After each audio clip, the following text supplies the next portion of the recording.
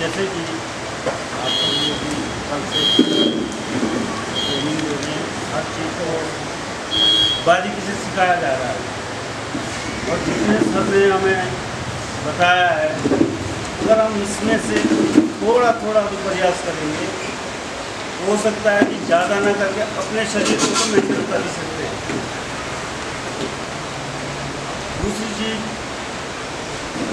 तो मैं कहना चाहता हूँ कि हमारे यहाँ देखो, इधर से पंचजी के परिवार के माध्यम से प्रयास हो रहा है गांव-गांव जाके कि हम वो चीज़ बचा पाएँ जो लुप्त होती जा रही है।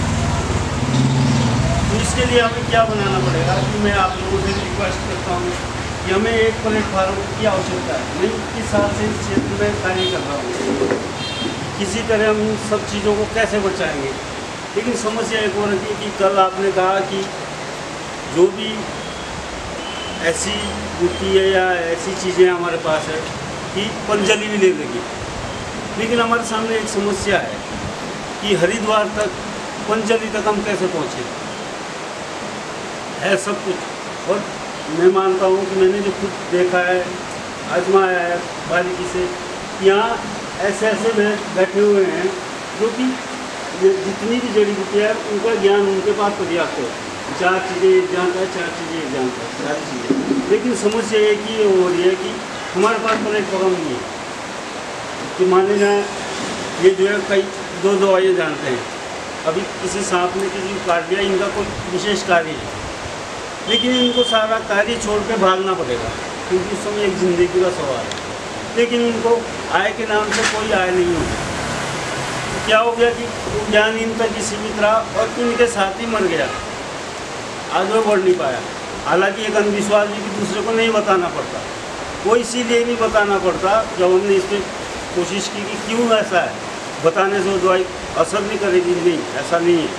वो वही कारण है कि अगर ये जानते हो अपने बच्चे को कभी नहीं सिखाएंगे, क्योंकि आधे से ज़्यादा समय तो उसका उसमें लगा रहता है, परिवार पीछे परेशान।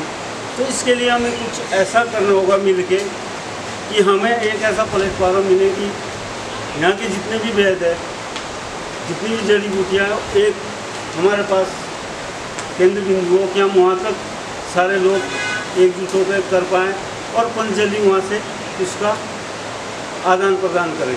उससे क्या है कि एक तो आय और दूसरा हमारी जड़ी बूटियाँ बची रहेगी। बाकी आप लोग जितना हो सके, क्योंकि कुछ लोग ऐसे मैंने तो एक को बात इसमें बैर नहीं, हमने इन लोगों से सीखा है, पूछा है कि भाई ये चीज़ किस काम आती है, आप ये इलाज करते हो कैसे।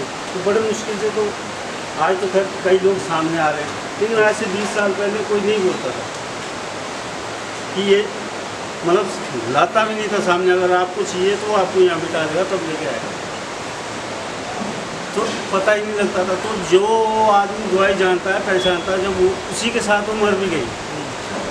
तो हमें कोशिश ये करनी है कि हम किसी तरह इसको बचाने के लिए, क्योंकि हमारे पास बहुत बड़ी चीज़ अगर पंचजलि हमारे क्षेत्र में काम करे और इसका एक ज़मीन हम उपलब्ध करवाएंगे, कोई भी है, सारी व्यवस्था हम गारंटी लेते हैं उस चीज़ की। लेकिन थोड़ा सा ये कि भाई ये चीज़ है, ये इस काम आ रही है, तो इसका ये पब्लिक को फ़ायदा मिल सकता है कि यहाँ पे भी थोड़ा सा, अब मान लिया हमें हरिद्वार तक वो चीज़ पहुँचानी है तो शायद और वैद्य नहीं पहुँचा पाएगा, हम रह जाएंगे उस चीज़ में। तो ये आप लोगों से रिक्वेस्ट है कि अगर किसी तरह ऐसा हो सकता है कि यहाँ के वैद्यों को जोड़ के पंचजलि से सारे जुड़ जाएं, तो बहुत सारी चीज़ें ऐसी है कि जो बच सकती है। अभी भी है, पहचानने वाले लोग भी है, कई दवाइयाँ ऐसी जिनमें कैंसर का कई इलाज ठीक है। बल्कि मैंने यहाँ पे आयुर्वेदिक एक छोटा सा वो खोला था, जिसमें भी क्षेत्र के कई वैद्य बैठते थे, जैसा जिसको समय लगे। तो हमारे सामने पीजीआई से आया हुआ मरीज को उन्होंने ठीक करके भेजा है। यहाँ पे थोड़ा सा इतना बड़ा, बल्कि उसमें से लगभग 30-35 तो कीड़े निकले जब उन्होंने इलाज शुरू किया, उसको खोला दवाई के माध्यम से।